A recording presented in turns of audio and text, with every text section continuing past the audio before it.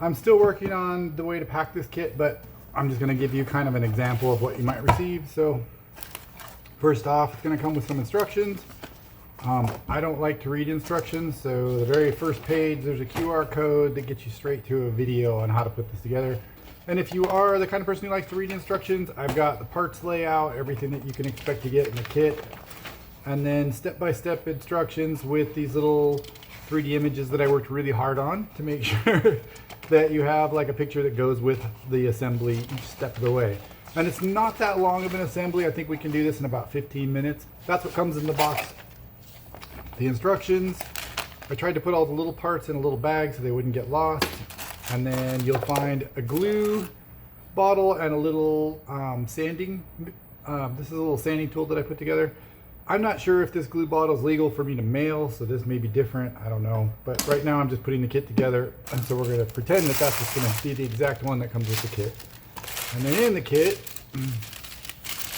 you're going to find all the parts. I'm just going to throw everything on the ground so I don't have to keep track of this. Basically, this whole stack is your box that the kit is built off of. So hopefully you can see all the parts here. We're going to just kind of lay them out a little bit. I like to use the box as my parts holder.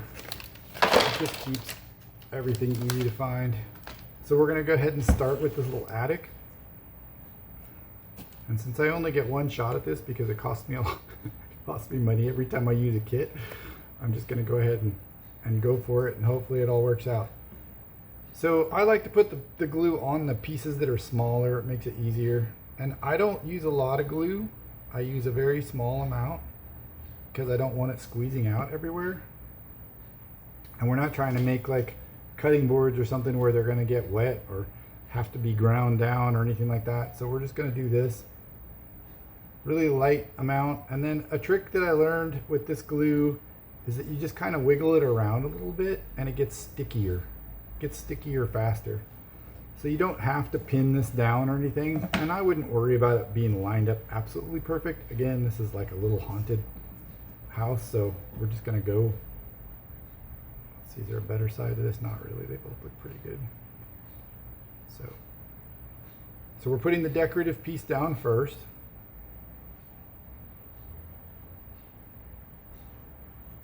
All right, so you're making a 3-layer sandwich here. You're going to put the decorative piece on, and then you're going to put this other roof piece on. You're going to sandwich them together like that and just kind of line them up as best you can by eyeball. Glue that, and then you're going to glue this window frame. And I'm going to switch glues so that this goes a little bit faster because this one will feed the glue up to the top for me right away. I don't have to wait for it to come up. And again, we're just eyeballing. Now we're going to set this aside and let it dry. And while we're waiting for that to dry, we're going to make the crankshaft. So there's a few spacers in here. You'll see that there's 3 different sizes. Actually, there's 4 different sizes. The 2 that are the largest go to the spool. So those are the spool pieces. These 2 go with the crankshaft. These 2 make little pins, and this one is for a spacer on your spool shaft. We're going to take these 2 and this, and then the short little dowel, and we're going to put a little glue on the arrow, and we're going to make sure that the arrow is going clockwise, and we're going to feed this shaft in. So we're basically going for this. And then we're going to put one of these spacers on the shaft. We're going to put some glue here. And then we're going to put that arrow with the stick going up. We're going to put that on here. So it's glued to the shaft and glued to the thing. So this little assembly we're going to set aside. And the last one we're going to make is the spool assembly. So we're going to take this almost 3-inch piece, this 2 7/8 inch piece, and we're going to stack the spool on there. So what I like to do is put a few drops on each piece and kind of rub it around a little bit. Now you want to make sure you don't get too much glue in the middle. I got a little bit in there, but you'll see in a second here. We're not going to glue this spool to the shaft, but we're going to use the shaft to kind of help line all of this up. So I'm kind of spinning and moving these pieces around until they get sticky, because it helps them to stay put a little bit better. So just a few drops of glue, and then we're going to kind of spool spin. We're going to spin these parts and kind of wiggle them around until they start to get sticky. And then I put the shaft through, and while I'm pushing these together, I kind of roll them a little bit, and that helps to align the pieces a little bit better. What you want is for them to spin real nice and easy on the shaft. You don't want them tight. So if they're out of alignment, they're not going to spin freely. And you can see here that they should spin really nice and freely. And then the last thing that I would like to do, maybe before that dries, is we're going to put a little bit of glue on this stick. And then we're going to slide this piece. This is the spool shaft spacer. We're going to slide that on and try to get the glue to spread around a bit. I got too much glue on it, so I'm going to wipe a little bit off. There we go. To where it starts to get a little bit sticky. Same thing, we're going to stick that through, and we want this up against that. So what you're shooting for is that the shaft is flush with the front of this piece, and that this piece is up against it. Because when this goes in the box, you don't want this piece going too far in. So if it goes too far in and this sticks out, your ghost won't go. So you want to make sure that you have your stop, your spool shaft spacer, where this spool sits flush on the front. And if you set it up that way, everything else should go pretty smoothly. Now we're going to build these little pins. So we're going to put a little bit of glue, probably too much. We're going to put a little bit of glue on the end of this, and we're going to go ahead and slide it in here. And the same thing, you kind of want it flush on this side, so we're going to go ahead and make it flush. All right, so at this point you should have your attic all glued together, set aside. It's almost already at the point where I can mess with it. You should have your crankshaft all assembled and ready to go. Make sure again that your arrow is going clockwise when you turn it. So when it's in the machine, it's turning clockwise from the handle. You want your spool assembly all glued together. Make sure these holes are facing out. You don't want them facing inside. You don't want both sides to look like this. You want one of them to have the holes out. And you got your pins glued and your little shaft glued. And once that's all ready, the hardest part for most people when we were doing the testing was putting together the box, believe it or not. So we're gonna go ahead and put the box together in the way that made the most sense for everybody. So what I like to do is I like to take the right side and the back and start with those pieces. Now with this box, I've got one already put together here. You'll notice that all the stickers are on the outside of the box. So when you're putting it together, it matters the orientation of this. The left side and the right side can actually be swapped. They can be put on either side. But I went ahead and labeled them to make it easier for you. In fact, on this box, they are swapped. I have the right on the left and the left on the right. But it's important that you put the back, the right, and the left on, or the back, the right, and the left on before you put the top and bottom on, or this won't go together. And that causes a lot of people grief. So here's what we're gonna do. We're gonna take the back, we're gonna face it away from us. We're gonna take the piece that's labeled right. And what you're gonna do is you're gonna slide these little dovetails together. This one's pretty loose. The newer ones are a little bit tighter, but that's part of the reason why I'm using this kit. So you're gonna put the back and the right together, and then you're gonna take the left piece and you're gonna do the same thing. You're gonna slide it onto those tabs, those dovetails. And once you have the two sides on, make sure that this hole is facing up and the labels are all the correct way to read them. But most important that this hole is towards the top, and put your top piece on. So we're gonna take the top piece. The other thing is that you'll notice that one side has no tabs or anything on it. That's the front of the box. So make sure that all of your flat pieces face towards the front of the box. So you're gonna go ahead and slap that piece on, and then we're gonna flip the piece over, and we're gonna put the bottom on, again with the flat side towards the front. I'm just gonna clip this on. Now, most of these are tight enough, and I think even this one will be, that the box will stay together without any glue whatsoever. And I would leave it that way because you probably are going to want to modify this and make some fun stuff out of it later. So if you've got your box together right, you should have this hole towards the top of the box. You should have a top piece with a bunch of holes on it. We're going to set this on the back. So the next thing that we're going to do is we're going to make sure that this piece is glued in. So this is the spool shaft. We're going to make sure it's flush with the front, and we're going to be gluing this in this top hole. So we're going to take a little bit of glue and we're going to put that in there in the back hole. And again, we're making sure that we're putting it in the right direction so that this is flush on the front. You don't want it sticking out. The next piece that we're going to do is we're going to put this drive shaft through.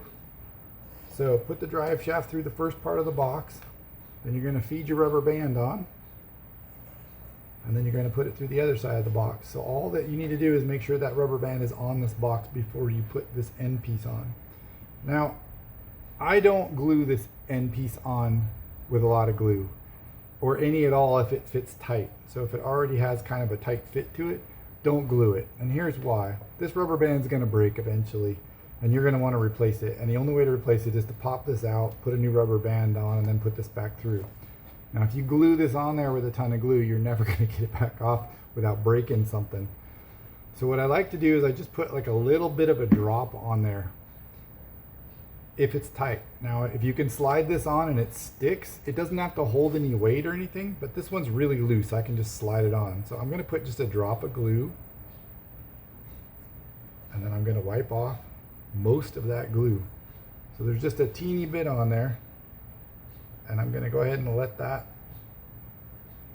dry up with that on it. Next step in the assembly, we're going to take this spool, and with the whole side facing to the left side of the box, you're going to put this through the rubber band. So we've got the rubber band around the shaft, and we got the rubber band around the spool. And then all you're going to do is you're going to rotate this. You're going to stretch the rubber band, rotate this, and just stick it on to that spool shaft. And if you did it right, it should turn counterclockwise, and the rubber band will keep this from coming off. Now, if you turn this backwards, you'll see that this will start to work its way up off the shaft. Now, the Ghost is going to keep that from happening, but because it's trying to work its way off the shaft, it's got pressure going up. It's going to keep the Ghost from working right, which is the whole reason why I put this arrow on here, so that it's directional. And if you did it right, when you crank this, it'll pull that spool down onto the rod. So I've got this one right. This is the way it's supposed to be. So now we're going to turn our attention to the Ghost. The Ghost goes together with a wire and the 2 pins that we made. Now, I think that these are kind of loose. Yeah, these are kind of loose, so I'm going to have to glue these as well. But in most cases, this is going to be a tight fit. This kit had a few problems, which is why I'm using it as the demonstration kit. But this should be a little bit of a tight fit. If it's a little bit of a tight fit, it's perfect. You can just slide them on and it'll hold the Ghost on there. It doesn't have to have any pressure. But in my case, I'm going to have to use a drop of glue. So the way this works is this shaft, this wire has kind of a bend in it. And what you're going to do is you're going to, when you put this together, you're going to make sure that bend is facing up. So make sure that it's turned so that this is up. And the reason for that is, if this was a straight shaft, like it is on the other end, and you put the pin in, what ends up happening is the Ghost ends up rubbing on this metal wire. And that keeps it from being able to move freely. And it'll kind of hang up and get jerky. So what I did was I put a little bend in the wire, so that when you put the Ghost on, there's not much that can rub up against the Ghost. So it has a lot more freedom to turn.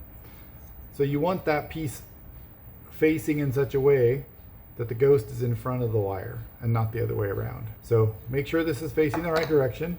There's a slot in the top of the box. You're going to feed that through. And you're going to take that pin and you're going to put it in one of these holes.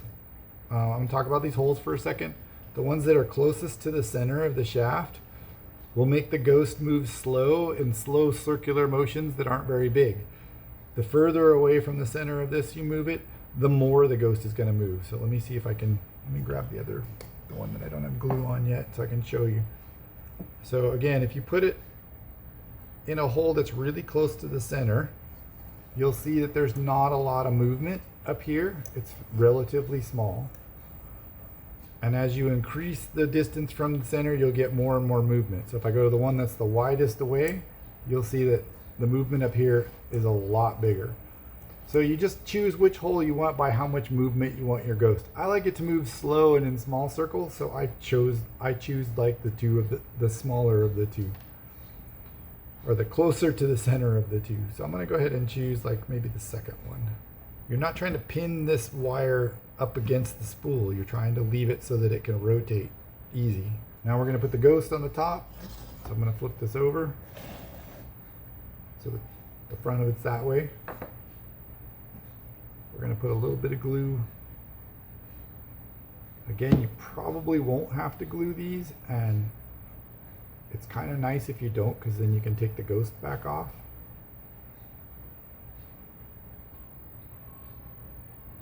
And now that that's done, we can put the last two pieces on. So we've got the little graveyard.